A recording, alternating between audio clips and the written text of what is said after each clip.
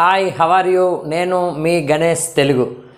మనం టెట్ డిఎస్సికి సంబంధించి తెలుగు అనే అంశాన్ని గమనిస్తే మనకి సైకాలజీ తెలుగు అనేవి ప్రధాన అంశాలు. ఎందుకంటే అందరికీ అర్థమయ్యేవి, ఖచ్చితంగా మార్కులు సంపాదించవలసిన ఏరియా. ఇందులో మనకి తెలుగుకు సంబంధించి మనం గమనిస్తే ఈ తెలుగు ప్రిపరేషన్లో మీకు సిలబస్ని ముందు 4 భాగాలుగా విభజించుకోండి. ఒకటి పాఠ్యాంశాలకు సంబంధించి, 2 వ్యాకరణాంశాలు ఏంటి, 3 పదజాలం ఏంటి, 4 మెథడాలజీ.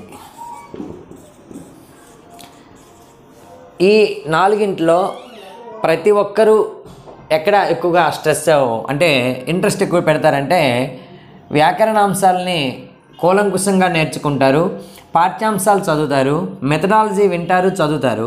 పదజాలంకి వచ్చేసరికి అందరూ నెగ్లెక్ట్ చేస్తారు. కానీ వాస్తవానికి మొట్టమొదటి చదవాల్సిందే పదజాలం.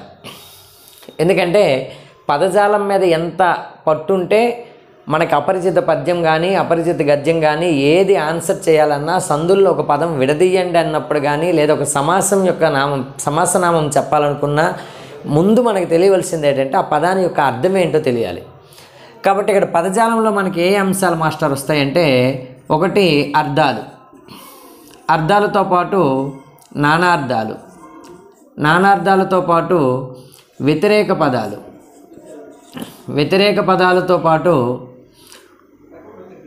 వ్యుత్పత్తి అర్థాలు అని అంటాడు. ఈ వ్యుత్పత్తి అర్థాలు అనేదే అన్నిటికీ ప్రధానం.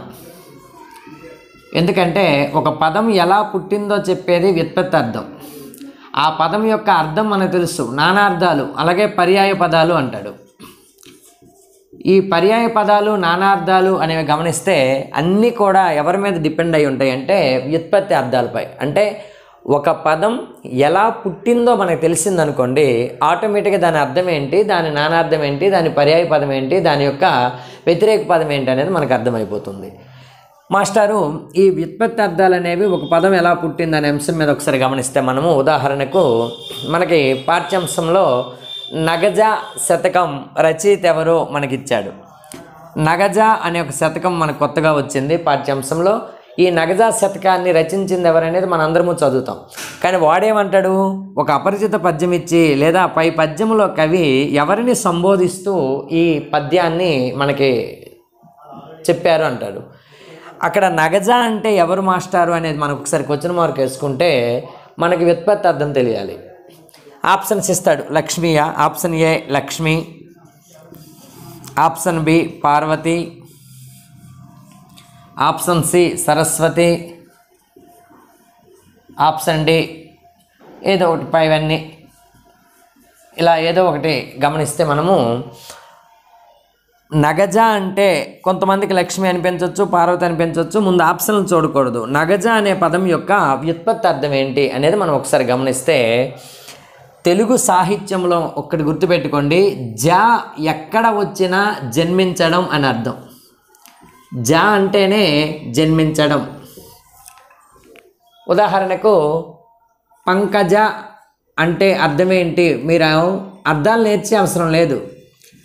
జ అంటే జన్మించడం, పంక అంటే బురద, బురద నుండి జన్మించేది కాబట్టే పంకజ అంటే తామర అని మనం తెలుసుకోవాలి. నేరజ అంటే అర్థం ఏంటి అంటాడు.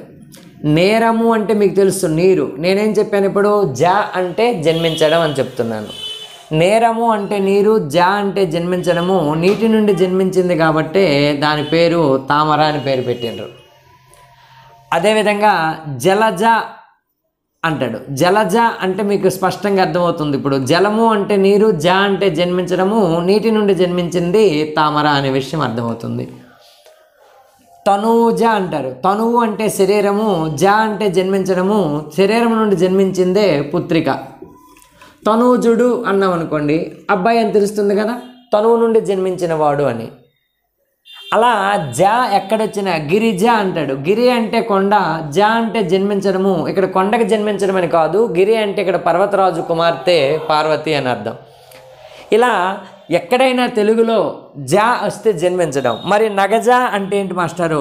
నగము అంటే ముందు వ్యుత్పత్తి అర్థం తెలియాలి. నగము అంటే వ్యుత్పత్తి అర్థం ఏంటి మాస్టారు? గమనము లేనిది. నగము అంటే గమనము లేనిది, ఎప్పుడూ గమనము లేకుండా స్థిరంగా ఉంటుంది కాబట్టి దాని పేరు నగము అని పేరు పెట్టారు. నగము అంటే ఏంటి మాస్టారు? కొండలు. ఓకే, నగము అంటే కొండ. ఇక్కడ ఏమన్నారు? నగజ అన్నారు. జ అంటే నేనేం చెప్పాను? జన్మించడం. నగ అంటే ఇక్కడేంటి? కొండ. అంటే కొండకి ఎవరు జన్మించరు. కొండని ఏమంటారు? గిరి లేదా పర్వతం. పర్వతానికి జన్మించింది ఎవరు? పార్వతి. కాబట్టి ఇక్కడ కవి ఎవరిని సంబోధించాడంటే ఆన్సర్ మనము పార్వతి అని చెప్పాలంటే ముందు మనకేం తెలియాలి? వ్యుత్పత్తి అర్థాలు తెలియాలి. ఒక పదం ఎలా పుట్టిందో తెలుసుకునేది వ్యుత్పత్తి అర్థం. అది తెలిస్తే అప్పుడు దాని అర్థం ఏంటో తెలుస్తుంది, నానార్థాలు తెలుస్తాయి, వ్యతిరేక పదం తెలుస్తుంది, పర్యాయ పదాలు తెలుస్తాయి. కాబట్టి ముందుగా తెలుగు అంటే ఈజ్ నథింగ్ బట్ వొకాబులరీ, పదజాలం. పదజాలం ఎంత అభివృద్ధి మనం చేసుకుంటే అంత ఈజీగా మనము చెప్పగలుగుతాం. ఇక వ్యాకరణాంశాలు మీకు తెలుసు.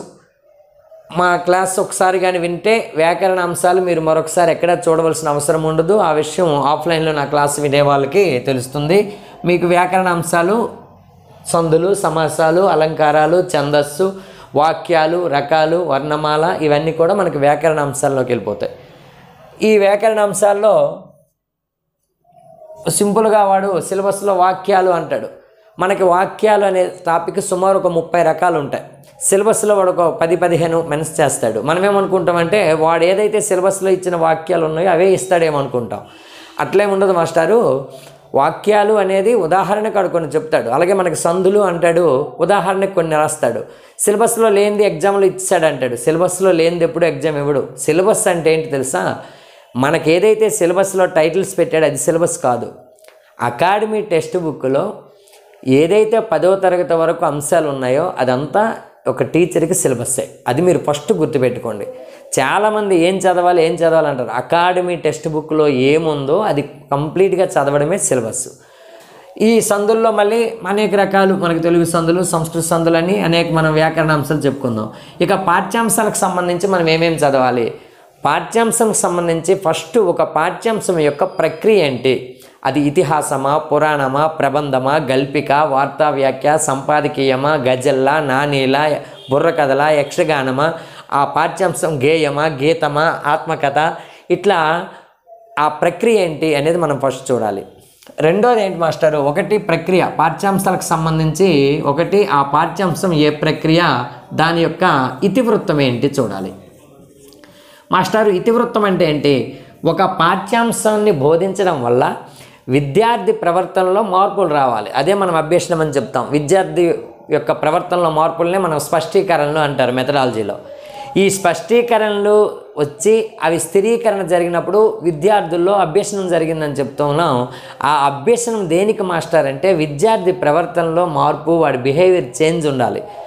ఒక్కొక్క పాఠం ద్వారా ఒక్కొక్కటి మనము విద్యార్థికి బిహేవియర్లో చేంజ్. ఉదాహరణకి మనము దానశీలము అనే పాఠ్యాంశం చెప్పినప్పుడు దానగుణం గురండి, స్త్రీలు పొంగిన జీవగడ్డ, దేశమును ప్రేమించమన్నా అనే పాఠ్యాంశాలు చెప్పినప్పుడు వాటిలో దేశభక్తిని, ఇలా ఒక్కొక్క పాఠ్యాంశం నుండి విద్యార్థుల్లో ఒక్కొక్క ప్రవర్తన మార్పుని ఉపాధ్యాయుడిగా ఆశిస్తాం. ఆ ప్రవర్తన మార్పులు ఏదైతే తీసుకొస్తామో దాన్నే ఇతివృత్తం అంటాం. అంటే ఏ ఉద్దేశం, ఏ లక్ష్యాన్ని సాధించడానికి పాఠ్యాంశం పెట్టామో అది ఇతివృత్తం. అది ఏ పద్ధతిలో అందిస్తున్నాం అనేది ప్రక్రియ. ఇక నెక్స్ట్ ఏంటి మాస్టారు? ఆ పాఠ్యాంశం యొక్క నేపథ్యం. ఒక ఉపాధ్యాయుడిగా ఒక పాఠ్యాంశం యొక్క నేపథ్యం తెలియాలి. ఉదాహరణకి శిబి చక్రవర్తి యొక్క దానగుణాన్ని పరీక్షించడానికి అగ్నిదేవుడు, ఇంద్రుడు వెళ్ళారని చెప్పినప్పుడు పాఠ్యాంశం డైరెక్ట్గా స్టార్ట్ అయిపోద్ది. కానీ పిల్లలకు ముందుగానే చెప్పాలి అసలు అగ్నిదేవుడు ఏ రూపంలో వచ్చారు, అలాగే ఇంద్రుడు ఏ రూపాన్ని దాల్చాడు, వీళ్ళిద్దరూ పరీక్షించడానికి వచ్చినటువంటి సందర్భం ఏంటి, ఇది భారతంలోని ఏ పర్వంలోనిది, ఎవరు రాసిన నన్నయ్య తిక్కన ఎర్రన ఏ భారతంలోనిది అనే అంశాలు మనం ముందుగా చెప్పాలి. అలాగే పల్నాటి వీర చరిత్ర చెప్పినప్పుడు అసలు పల్నాటి వీర చరిత్రలో ఈ బాలచంద్రుడు ఎవరు, ఆ యుద్ధం చేయవలసిన అవసరం ఏంటి అనే అంశాలు మనం బోధించాలి. లేదా శాంతికాంక్ష, ధర్మ యుద్ధం ఇలాంటి పాఠ్యాంశాలు చెప్పినప్పుడు అసలు పాండవులు ఎవరు, కౌరవులు ఎవరు, అసలు కురవంశం ఏంటి, పాండురాజు ఎవరు, ధృతరాష్ట్రుడు ఎవరు, ఈ ఎందుకు యుద్ధం అనివార్యమైంది అనే అంశాన్ని మనం ముందు కొంత చెప్పాలి. అంటే ఒక పాఠ్యాంశాన్ని బోధించే ముందు ఆ పాఠ్యాంశానికి సంబంధించి పూర్వపరాలనే మనం ఏమంటారంటే నేపథ్యం అంటారు. ఇక ఆ తర్వాత ఆ పాఠ్యాంశం యొక్క కవి ఎవరు, అతని యొక్క రచనలేంటి, ఆయనకున్నటువంటి బిరుదులేంటి, లభించినటువంటి పురస్కారాలు ఏంటి, ఆయనకి తెలుగు సాహిత్యంలో ఏమైనా ప్రత్యేకతలు ఉన్నాయా, ఇవి మనం నేర్చుకోవాల్సిన అంశంలో. వీటితో పాటు పాఠ్యాంశంలో ఉన్న పాత్రలు అంటాడు. అది ఇలా ఒక పాఠ్యాంశం యొక్క ప్రక్రియ ఏంటి, దాని ఇతివృత్తం ఏంటి, దాని నేపథ్యం ఏంటి, కవి ఎవరు, రచనలేంటి, బిరుదులేంటి, పురస్కారాలేంటి. సార్ బిరుదులు అంటే ఏంటి, పురస్కారం అంటే ఏంటి? ఒక వ్యక్తికి సంబంధించి, ఒక కవికి సంబంధించిన ప్రత్యేకమైన వాటిని బిరుదులు అంటారు. అందరికీ సామూహికంగా ప్రకటించేవి పురస్కారాలు అంటారు. ఉదాహరణకి గౌరవ డాక్టరేట్ అనేది, కళాప్రపూర్ణ అనేది పురస్కారం. లేదు పద్మశ్రీ పురస్కారం, పద్మభూషణ్ పురస్కారం, కళాప్రపూర్ణ పురస్కారం. కానీ నవయుగ వైతాళికుడు అన్నామనుకో బిరుదు, అది ఒక వ్యక్తికే సంబంధించింది. సరస సాహిత్య విచక్షణుడు గౌరణ అంటాం, అది బిరుదు. అంటే ఒక బిరుదు అనేది ఒక వ్యక్తికి సంబంధించింది. పురస్కారం అనేది అందరికీ ఇవ్వచ్చు, కొన్ని వందల మంది ఉంటారు పద్మశ్రీలు. కాబట్టి పురస్కారాలు మీరు పెద్ద దృష్టి పెట్టకపోయినా పర్లేదు, కానీ బిరుదులు ఖచ్చితంగా నేర్చవలసిన అవసరం అనేది ఉంది. ఇక ప్రత్యేకతలు అంటే తెలుగు సాహిత్యంపై ద్విపదలకు ఆద్యుడా, లేదా మరొక సాహిత్యానికి ఆద్యుడా, లేదా గేయాలకు ఆద్యుడా, ఆత్మకథలకు ఆద్యుడా అనేది ఆయన యొక్క ప్రత్యేకత. ఇక పాత్రలు, ఒక పాఠ్యాంశంలో ఉన్నటువంటి పాత్రలు అంటే క్యారెక్టర్లు ఏంటి, అందులో వారి పేర్లు. ఉదాహరణకి మనకి ప్రైమరీ క్లాసుల్లో మనం చూసుకుంటే ఫలితుడు, అలాగే రామసుడు అని పేర్లు ఉంటాయి. అసలు ఈ పాఠంలో పేరు చూసినానే ఇది ఏ పాఠ్యాంశంలోనిది, ఏ సందర్భంలో ఏ క్యారెక్టర్ ఇది, ఇక్కడ ఈ ఫలితుడు అనేది ఎలుకన, పిల్ల, లేదా అక్కడ చూస్తున్నటువంటి గుడ్ల గోపన, ఎవరి పేరు ఇది అనేది మనకి లైట్ వెలగాలి. అలాగే ఒక పాఠ్యాంశంలో ఏదో ఒక లైన్ చదివినంటే ఇది పలానా పాఠ్యాంశంలో పలానా సందర్భంలో పలానా వ్యక్తితో చెప్తున్న సందర్భం అని తెలియాలంటే ఆ పాఠ్యాంశంలో పాత్రలు మనకు తెలియాలి. ఇట్లా ఈ పాఠ్యాంశాలు కూలంకుషంగా నేర్చుకొని వ్యాకరణ అంశాలు చెప్పిన విని పదజాలాన్ని మీరు అభివృద్ధి చేసుకోవాలి. దీంతో పాటు మెథడాలజీ, ఈ నాలుగిటిని పూర్తి స్థాయిలో మీరు 100% అన్నీ ఏ ఒక్కటి దాన్ని నెగ్లెక్ట్ చేయకుండా చదవగలిగితేనే టెట్కి సంబంధించి తెలుగులో 30కి 30, అలాగే డిఎస్సికి సంబంధించి 8 మార్కులు, అఫ్కోర్స్ 16 బిట్లకు 16 బిట్లు మీరు చేయగలగాలంటే ముందు అకాడమీ టెక్స్ట్ బుక్కుల్ని సేకరించండి. మా యాప్లు కొనడమో కోచింగ్లకు వెళ్ళిపోవడం అనేది తర్వాత సంగతి.